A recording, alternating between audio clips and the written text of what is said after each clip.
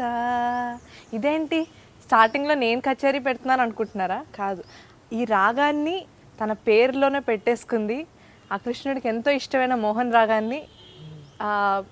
మన ముందు ఇప్పుడున్న సింగర్ పేరు కూడా మోహనానే. హాయ్ మోహన. హాయ్ కౌముది. సంగీతాన్ని నీ పేరులోనే పెట్టేసుకున్నా. ఏదో చిన్నప్పటి నుండి అంటే మీ పేరెంట్స్కి ఏమైనా ఉండిందా, నేను సింగర్ చేయాలని పేరు పెట్టారా, లేకపోతే పేరు పెట్టాక నువ్వు సింగర్ అయ్యావా? యాక్చువల్లీ అమ్మకి ఇష్టం పాటలు అన్న, అమ్మ పాడుతుండేది, నేను కూడా పాడాలి అని అనుకుంది. అలా మోహన వచ్చిందనమాట పేరు. ఆ స్క్రీన్ నేమ్ మోహన భోగరాజు. ఓకే, ఆ నేమ్ నువ్వు యాడ్ చేసుకుని స్టైలిష్గా పెట్టేసుకున్నావు అంతేనా? ఎవరు పెట్టారు ఆ నేమ్? అమ్మ వాళ్ళే, అమ్మ నాన్న. స్క్రీన్కి మోహన భోగరాజు అనేది ఎవరైనా సజెస్ట్ చేశారా? లేదు, నువ్వే. ఓకే, భోగరాజు ఇంటి పేరు, మోహన భోగరాజు. చిన్నప్పటి నుండే నేర్చుకున్నావా సంగీతం? నేర్చుకోవటం అంటే కన్సిస్టెంట్గా ఒకళ్ళ దగ్గర అలా కంటిన్యూస్గా నేర్చుకోలేదు. అలా వెళ్ళటం, మరి నాకు ఎగ్జామ్స్, చదువు, అటు వెళ్ళి ఆన్ అండ్ ఆఫ్ అనమాట. కంటిన్యూస్గా అలాగే ఒక గురువు దగ్గర కన్సిస్టెంట్గా నేర్చుకోలేదు, కానీ నేర్చుకున్నా, పర్వాలేదు. నీ గురించి చాలా తెలుసుకోవాలి, ఎందుకంటే నువ్వు పాడేంత వరకు కూడా నీ గొంతు వింటున్నాం, కానీ మోహన అనే పేరు వింటున్నావు, నీ గొంతు వింటున్నావు, బట్ ఎవరి మోహన? ఎందుకు ఇన్నాళ్ళు ఎక్కడో దాగుంది, ఎందుకు ఇన్నాళ్ళు బయటికి రాలేదు? నీ చిన్నప్పటి నుండి చెప్పు, ఎక్కడ పుట్టి పెరిగింది?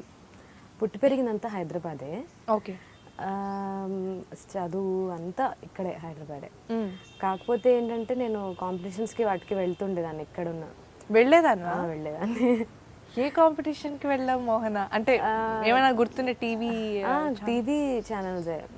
సరిగమ పాకి వెళ్ళాను, పాడుతా తీగకి వెళ్ళాను, కొన్ని సితారా ఛానల్లో ఒకటి అయింది, దానికి వెళ్ళాను. జెమినీ టీవీలో అయింది, జెమినీ టీవీలో 2 ఏదో షోస్ అయ్యాయి, వాటికి వెళ్ళాను, కానీ సెలెక్ట్ అవ్వలేదు. కాదు అంటే మరి నువ్వు అంత ఇప్పుడు చూసుకుంటే, ఇప్పుడు సింగర్స్ అది చూస్తుంటే ఈ మనకి బేసిక్గా ఉండేది ఏంటంటే ఈజీగా ఫ్రెండ్స్ అయిపోవడం, ఫ్రెండ్స్ అయ్యే క్వాలిటీస్ అవన్నీ బేసిక్గా ఉంటాయి అందరికీ కూడా క్రియేటివ్ ఫీల్డ్లో. నువ్వెందుకు వాళ్ళందరితో కూడా, అంటే are you a very private person, అందరితో కలిసేదానివి కాదా? ఎందుకు చాలా స్టార్టింగ్ స్టేజెస్లో ఎందుకు నీ పేరు ఎక్కువగా వినిపించకపోవడానికి రీజన్? బిగినింగ్లో అలా ఏం లేదు, కలవలేకపోవడం అలా ఏం లేదు. అప్పుడు ఏంటో అలా మేబీ సెలెక్ట్ అయ్యుండుంటే అందరూ ఫ్రెండ్స్ అయ్యి ఉండేవాళ్ళేమో, ఆ సిరీస్లో అందరం కలిసి పాడటము అలా ఉండేదేమో. నేను సెలెక్ట్ అవ్వలేదు, ఇంకా మళ్ళీ బ్యాక్ హోమ్ కదా, మళ్ళీ చదువు అని. మళ్ళీ ఎప్పుడైనా టీవీలో మళ్ళీ ఏమైనా స్క్రోలింగ్ వస్తే మళ్ళీ వెళ్తాం, అక్కడ అందరినీ చూసేదాన్ని, మళ్ళీ వెనక్కి రావడం.